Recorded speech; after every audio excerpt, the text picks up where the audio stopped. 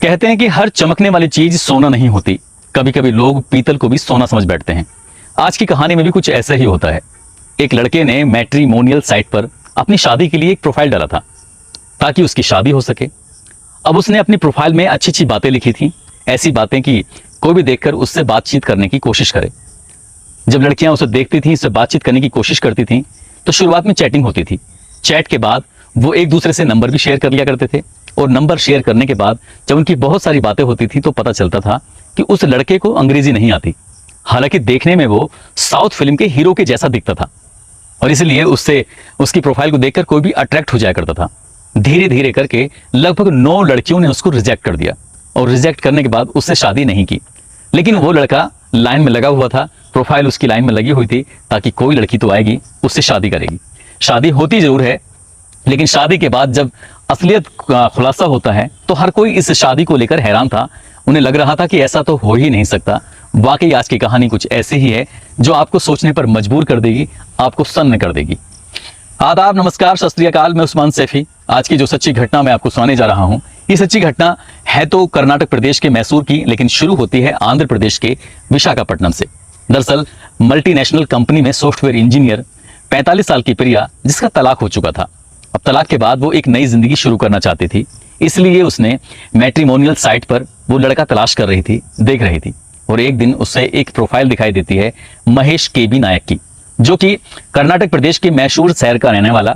उस पर लिखा हुआ था कि वो हड्डी रोग विशेषज्ञ है। देखने में अच्छा था, प्रोफेशन उसका अच्छा था। जब उसके बारे में पूरी जानकारी लिखी हुई थी तो लड़की को लगता है कि शायद जिसकी उसको तलाश थी वो मिल गया है। 22 अगस्त 2022 को पहली बार उसने उसकी प्रोफाइल को देखा था। उसके बाद उससे चैटिंग करना शुरू कर देती है, और चैट करने के बाद धीरे धीरे बातचीत आगे बढ़ती है। और जैसे ही बातचीत का सिलसिला आगे बढ़ता है तो दोनों एक दूसरे से मोबाइल जो नंबर था वो आदान प्रदान कर लेते हैं, ले लेते हैं। अब लड़की भी अपने मन की बात करती थी उससे, और लड़का भी मन की बात करता था, लेकिन दोनों की एज में कुछ अंतर था। लड़का 35 साल का तो लड़की थी 45 साल की। लेकिन दोनों ने इस बात को स्वीकार कर लिया। लड़की ने अपनी जिंदगी से जुड़ी हुई हकीकत उस लड़के के सामने रख दी। उस लड़के ने कहा, मुझे कोई ऐतराज नहीं है, मैं शादी करना चाहता हूँ।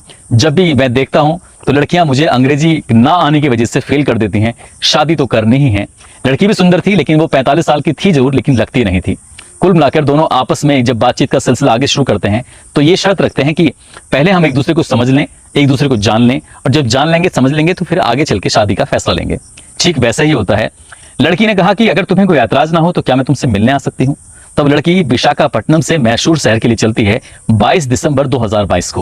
वो दोनों एक दूसरे से मिलते हैं, मुलाकात करते हैं, और मैसूर के अलग अलग हिस्सों में घूमते हैं। उन हिस्सों में जहां पर देश के अलग अलग दुनिया के लोग घूमने के लिए आया करते थे। उस लड़के ने उसको अच्छे होटल में खाना खिलाया, उससे अच्छी अच्छी जगह पर घुमाया। अब यहाँ पहली बार जो लड़की मिलती है तो पहली बार में ही उसको दिल दे बैठती है। अब यहाँ से जाने के बाद उन दोनों ने फैसला कर लिया था, उन्हें लग रहा था कि जो भी होता है जिंदगी में वो अच्छा ही होता है। ये सोचकर उन्होंने कहा कि हम देर से जरूर मिले, लेकिन अच्छा हुआ कि हम लोग मिल गए। लड़की उससे कहती है कि हम लोग शादी कर लेते हैं, ये ज्यादा सही रहेगा। और शादी के लिए पंडित से बाकायदा दिन भी मुकर्रर कराया जाता है, एक तारीख निकलवाई जाती है, और तारीख निकल के आती है 28 जनवरी 2023 को। जब तारीख निकल के आती है तो लड़का उससे पूछता है कि शादी करें कहाँ, क्या विशाखापट्टनम में शादी करें या फिर मैसूर में शादी करें। तो लड़की कहती है कि तुम्हें शादी हमारे यहीं पे करनी चाहिए। लेकिन लड़के ने शर्त लगाई थी कि हम शादी जरूर करेंगे, लेकिन ज्यादा लोग शामिल नहीं होंगे। मैं चाहता हूं कि मेरे घर परिवार के लोग ही इस शादी में शामिल हों, और मैं तुमसे भी यही रिक्वेस्ट करूंगा कि घर परिवार के लोग शामिल हों, क्योंकि तुम 45 साल की हो और मैं 35 साल का हूं, और वैसे भी ज्यादा लोगों को पता चलेगा तो सही नहीं लगेगा। कुल मिला के अच्छी हाई प्रोफाइल सोसाइटियों के लोग थे, और विशाखापट्टनम में एक 5 स्टार होटल में ये दिन तारीख तय कर ली जाते हैं और शादी होने लगती है। जब शादी होती है तो लड़के की तरफ से उसके माँ बाप, उसके परिवार के ज्यादा लोग नहीं आए थे, थोड़े से लोग आए थे। ठीक लड़की के परिवार के भी थोड़े से लोग आए थे। अब ये दोनों 28 जनवरी 2023 को शादी कर लेते हैं। दोनों साथ रहते हैं। एक साथ रहने के बाद जब 2-3 दिन लगातार साथ रहते हैं, तभी वो लड़का कहता है कि मुझे बाहर जाना है, कहीं निकलना है। अब ये दोनों आपस में पहले से ही एक दूसरे को जानते थे, पहचानते थे। लड़के ने बताया हुआ था कि वो हड्डी रोग विशेषज्ञ है, और लड़की ने अपने आप को बताया था कि वो सॉफ्टवेयर इंजीनियर है। लड़की ने अपनी जो जगह थी जहां मल्टीनेशनल कंपनी थी उस इलाके में भी घुमाया, उससे बातचीत भी कराई, सारा मतलब जो दिखा सकती थी वो दिखाया। तभी लड़के ने कहा कि मेरा फिलहाल एक क्लिनिक चलता है, मैं चाहता हूं कि एक बड़ा हॉस्पिटल बनाऊं, उसके लिए मुझे पैसों की जरूरत है। इस लड़की का नाम, जिसका प्रिया होता है, जो सॉफ्टवेयर इंजीनियर होती है, प्रिया से जब अपनी मांग करता है केबी नायक, तो लड़की कहती है कि मेरे पास इतने सारे रुपए नहीं है, यानी कि 70 लाख रुपए की डिमांड जब करता है तो लड़की के होश फाख्ता हो जाते हैं। अभी शादी को 3-4-5 दिन ही हुए हैं और शादी के तुरंत बाद ही उसने इतनी बड़ी रकम की जो डिमांड की है, तो लड़की थोड़ा सोचने पर मजबूर हो जाती है कि 70 लाख रुपए कहाँ से लेके आऊं। लड़की ने कहा कि अगर 2-4-5 या 10 लाख रुपए की जरूरत है तो बताओ, लेकिन मेरे पास ज्यादा नहीं है। अभी फिलहाल की अगर हम बात करें तो 15 लाख रुपए नगद हैं, इससे ज्यादा है नहीं। लड़का 15 लाख की बात सुनने के बाद कहता है ठीक है 15 लाख है तो 15 लाख ही दे दो, लेकिन लड़की कहती है नहीं वो दे दूंगी। इसी बात को लेकिन दोनों में कुछ कहा सुनी भी शुरू हो जाती है। लड़का मौका पाते ही 5 फरवरी 2023 को 15 लाख रुपए और साथ ही जो उसके पास गहने रखे थे, जेवरात रखे हुए थे, उन्हें लेकर वहां से वो भाग जाता है, निकल जाता है। अब लड़की ने सोचा कि जब अपने जॉब से वापस घर पे आती है, जैसे रोज मिलता था, लेकिन वो लड़का मिला ही नहीं। जब केबी नायक घर पे नहीं मिलता है तो ये प्रिया इतना ज्यादा परेशान हो जाती है, सोचने पर मजबूर हो जाती है कि आखिरकार वो कहाँ चला गया।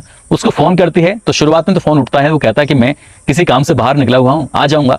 लेकिन जब 1-2 दिन बीत जाता है और जब कम्युनिकेशन पूरी तरह से खत्म हो जाता है, इसका नंबर भी अभी नहीं उठता है, तो लड़की प्रिया बहुत ज्यादा परेशान हो जाती है। और परेशान होने के बाद वो सीधा जाती है पुलिस स्टेशन। और पुलिस स्टेशन में जाने के बाद जाकर एक एफआईआर कराती है मैसूर में और कहती है कि एक लड़का है जिसका नाम है महेश केबी नायक, उसने उससे शादी की है और उसने 15 लाख रुपए साथ ही उसकी जो ज्वेलरी थी, जेवरात थे, वो लेकर गायब हो चुका है। उसको उसने कई बार कोशिश की बातचीत करने की, लेकिन वो मिल नहीं रहा है। आखिरकार करें तो क्या करें। अब पुलिस ने इस मामले को गंभीरता से लिया। गंभीरता से लेने के बाद इस लड़के के बारे में जानकारी जुटाने की पुलिस कोशिश कर रही थी, लेकिन हड्डी रोग विशेषज्ञ ऑर्थोपेडिक सर्जन मैसूर में इस नाम का, यानी कि महेश केबी नायक के नाम से था ही नहीं। पुलिस ने हर जगह तलाश करने की कोशिश की। अब पुलिस को सफलता मिल नहीं पा रही थी।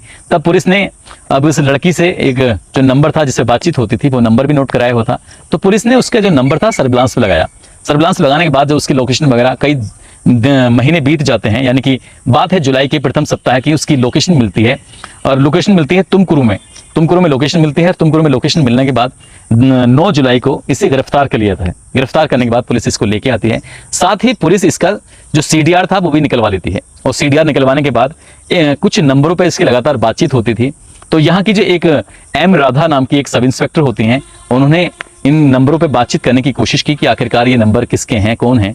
तभी पता चलता है कि ज्यादातर महिलाओं के नंबर हैं। वो बैठी हुई एक फोन लगाती हैं और फोन लगाने के बाद बातचीत करते हैं कि आप कौन बोल रही हैं। तो वो कहते हैं कि मैं फला महिला बोल रही हूँ, अपना नाम बताती है। और जैसे सब इंस्पेक्टर उसका नाम पड़ताल करती है तो उसके बाद पूछा जाता है कि क्या तुम महेश केबी नायक को जानती हो। तो महिला शुरुआत में इनकार करती है, लेकिन बाद में जब पुलिस अपने तरीके से पूछताछ करती है कि क्या तुम जानती हो, तो कहती है कि हाँ जानती हूँ, वो मेरे हस्बैंड है, मेरे शौहर है, मेरे पति हैं। जब अपने पति के बारे में बताती है, वो कहती है आइए थाने में आइए, आपसे बातचीत करनी है। फिर इसी तरह से धीरे धीरे करके लगातार फोन पर बातचीत होती रही। अब वो सब इंस्पेक्टर एक ही करके अपने ऑफिस में लगभग 23 महिलाओं को बुला लेती है। अब 23 महिलाओं को बुलाया जाता है तो उनमें से 15 महिलाएं ऐसी होती हैं जिन्होंने ये स्वीकार किया कि इन्होंने महेश केबी सिंह से शादी कर रखी है। साथ ही इसमें 9 महिलाएं ऐसी होती हैं, उन्होंने कहा कि हमारी शादी को लेकर बातचीत तो चल रही थी, लेकिन इस लड़के को अंग्रेजी कम आती है और अंग्रेजी कम आने की वजह से उन्होंने शादी के लिए हाँ नहीं की थी। लेकिन वो चाह रही थी, सोच रही थी कि इससे शादी हो जाए।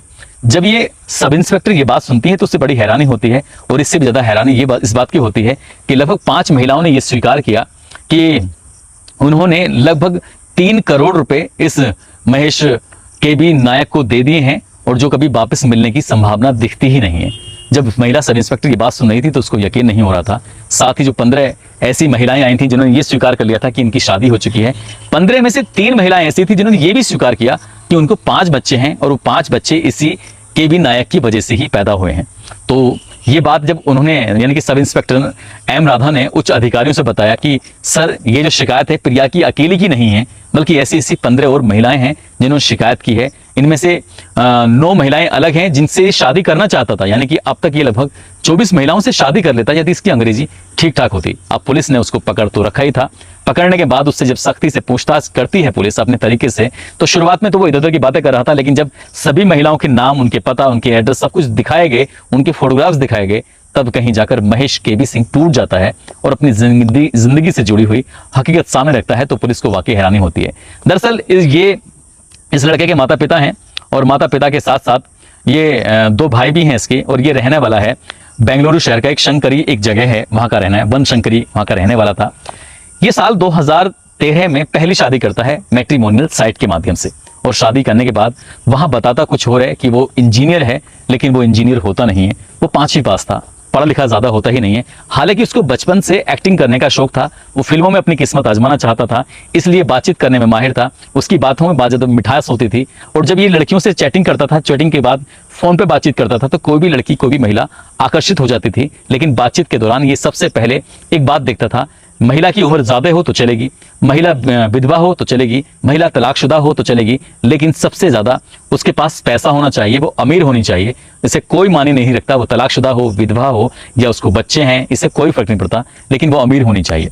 पहली शादी करता है और पहली शादी करने के बाद, पहली शादी भी एक ऐसी महिला से करता है जो विधवा होती है, शादी कर लेता है और शादी करने के बाद वो महिला इस पर आरोप लगाती है कि ये मुझे छोड़ के चला गया है। मुकदमा दर्ज कराया जाता है, लेकिन पुलिस उस मामले को इतनी गंभीरता से नहीं लेती है, जिसकी वजह से ये इसकी बल और बढ़ता चला जाता है और बढ़ने के बाद ये लगातार शादियां करती रहता है। ठीक मैट्रिमोनियल साइट के माध्यम से शादियां होती रहती हैं, उनसे पैसे ऐंठता था और ऐंठते ऐंठते उसने लगभग 3 करोड़ रुपए से ज्यादा की रकम महिलाओं से अपने कब्जे में ले ली थी। यही इसका शौक था कि अमीर घर की महिलाओं को अगर ये अपने चक्कर में फंसाएगा, उनसे पैसे अगर कब्जे कर लेगा, ठग लेगा, तो उससे इसकी जिंदगी चलती रहेगी। और इसी बीच में इसके माता पिता से, इसके भाइयों से भी झगड़ा हो जाता है। इसके पिता ने इस पर अटेम्प्ट टू मर्डर का भी आरोप लगाया था। इसके पिता ने जब पुलिस के सामने पेश होते हैं तो बताते हैं कि ये आरोप लगा था कि ये मारने की कोशिश कर रहा था। जब ये इसका पिता, इसकी माँ जब पुलिस स्टेशन में जाते हैं तो इससे ज्यादा हैरानी की बात यह होती है कि जो प्रिया होती है इसके माँ बाप को देखकर कहती है कि ये तो इसके माँ बाप है ही नहीं।